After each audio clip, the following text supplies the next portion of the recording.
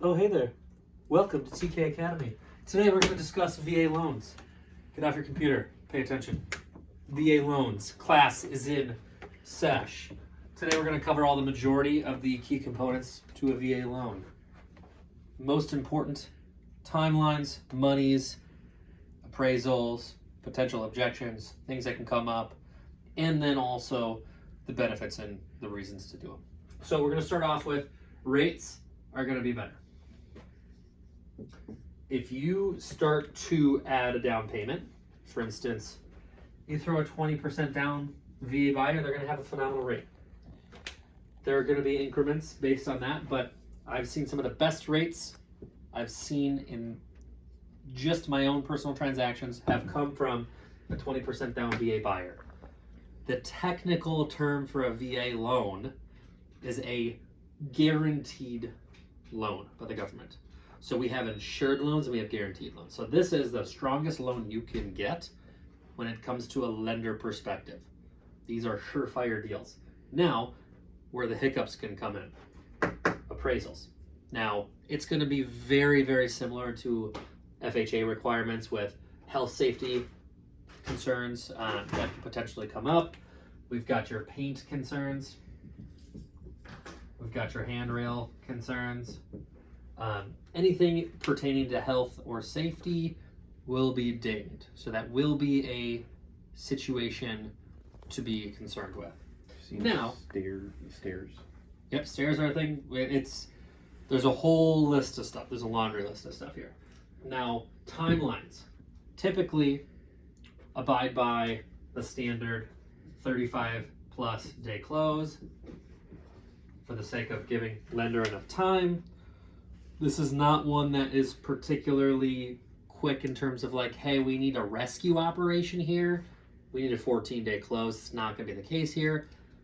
Give them some time for these guys. Now, fees. There is something called a funding fee. Something really important to note about a funding fee is this is a fee in relation to keeping this program operational throughout the country.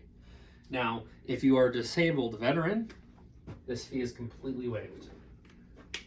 But in a normal circumstance, this fee here, the DVA funding fee, will be added to mortgage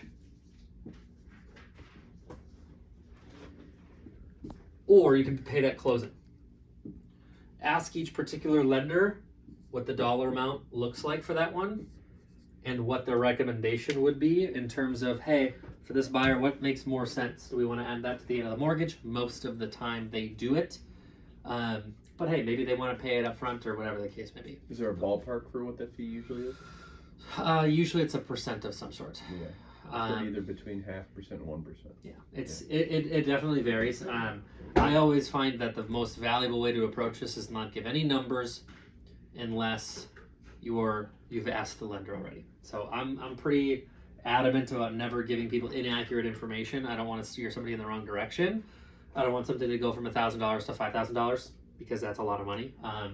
I'd rather have it be, hey, you know what? Let's connect with the lender and just ask them, hey, what are our closing costs and our funding fee going to look like? Those are the key components to a VA loan. Another challenge. So most of the time dealing with down payments here, one of the biggest pros to a VA loan is they have the capability of doing 0% down wherever they are. It's not a rural development loan where you have to be outside, first, second-rate suburbs. It is a flat-out 0% down if you would like to. That's also where part of the funding fee comes in. It's keeping the program alive. But the key component is zero down. Where you can see problems come in with VA loans. When you are putting offers in for a veteran, family member of a veteran, you have a VA loan on your hands and you're making offers in a competitive environment.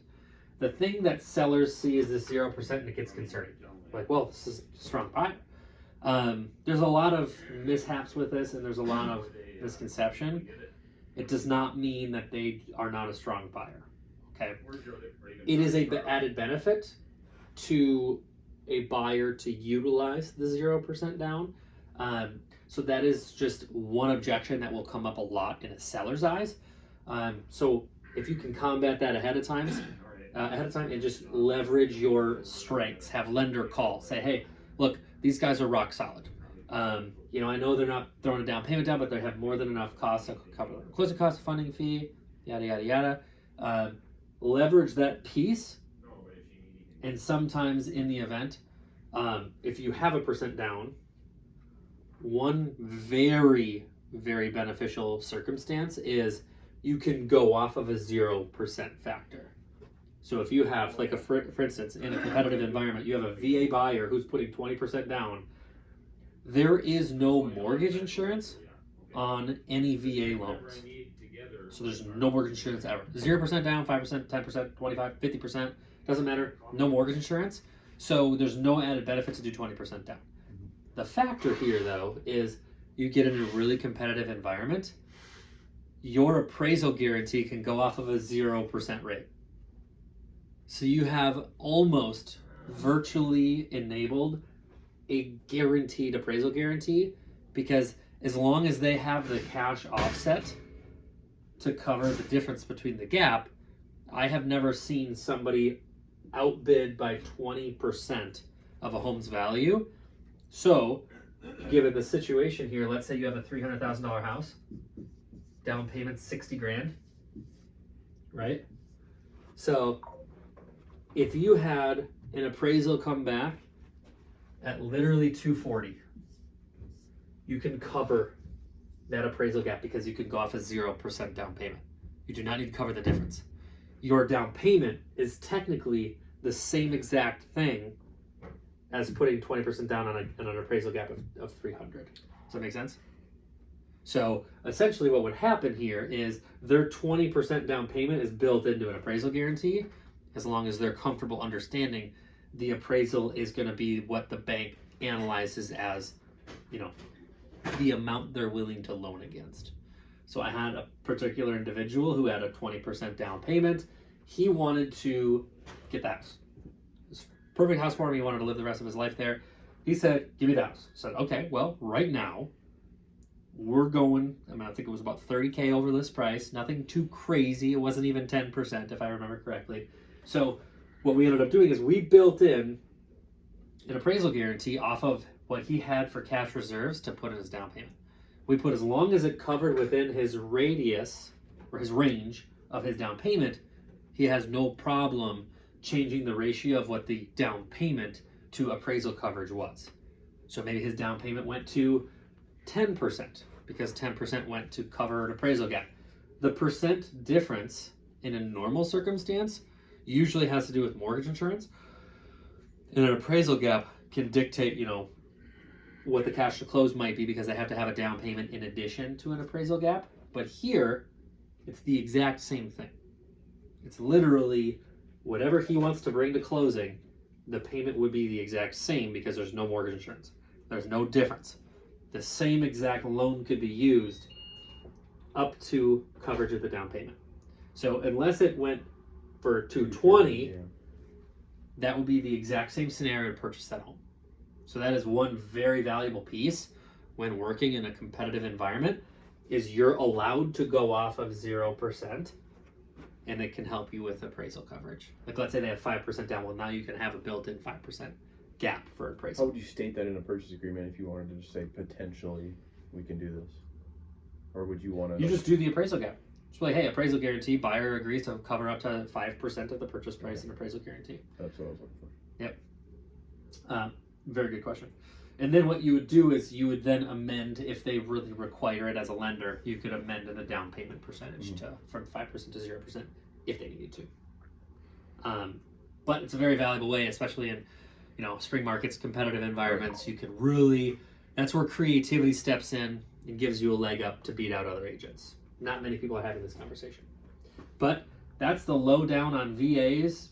Few key components to kind of summarize this up. You could do 0%. Rates are typically very, very good. There's no mortgage insurance. There's usually a funding fee unless a disabled veteran is in the picture.